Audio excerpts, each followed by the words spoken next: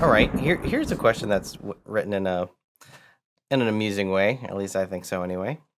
What is the top no-no of Scrum? I feel like I'm now a parent of a 6-month-old again. Top But no-no. what are the big things that you should avoid, or the one thing you just really shouldn't do in Scrum? I'm curious to hear your guys' answers. What do you guys think? I'm all over this. I hope this doesn't ruin anybody else's ideas, but my biggest no-no is you didn't produce a done increment at the end of a sprint.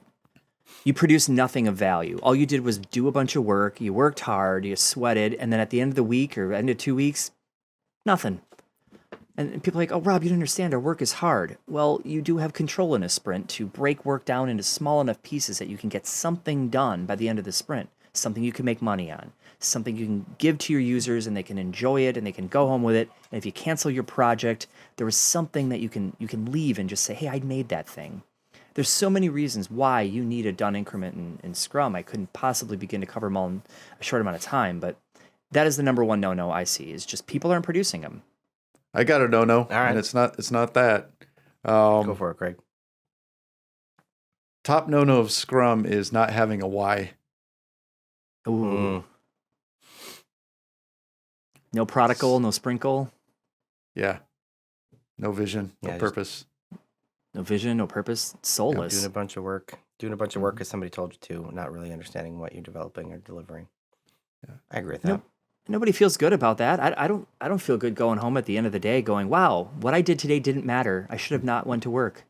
Right, right. I got a bunch of stuff done because someone told me to. Yeah. I might tie this why situation back with if we don't have a why, you can't measure your success. So, and I think that's the issue. A lot of people come in without a why, and they don't know how to measure when they're successful. They're too focused on output, and outcomes need to be the central focus, which is always tied to the why. So, anyway, I'll be done with that. No, I like that. I like that. The one that came to mind for me is somewhat related to Rob's, but it's more upstream. I see a lot of Scrum teams breaking their work down in a way that's like, okay, we need some kind of feature. I'm going to pick a shopping cart on a website. We need a shopping cart. So sprint 1, we're going to spend a bunch of time designing that shopping cart. And then sprint 2, we're going to spend a bunch of time building that shopping cart. And then sprint 3, we're going to spend a bunch of time testing that shopping cart. Sprint 4, we're going to spend a bunch of time fixing the bugs that we created. And then, somewhere around the end of sprint 4, we might maybe or not have a working shopping cart. And it's like the whole point of Scrum is to deliver incremental value. And so a lot of the devil's in the details is around how you break up the work. And so breaking it up instead of saying, we're going to take 4 sprints to really release the shopping cart, you've just widened your feedback cycle. Instead of a single sprint, which you should get real feedback in a single sprint, it's not going to take you 4 times as long. So break the work down to deliverable pieces. Maybe your first sprint, it's just a very minimal shopping cart, and then you build on it from there. Hey, thanks for watching that video. Did you like what you heard?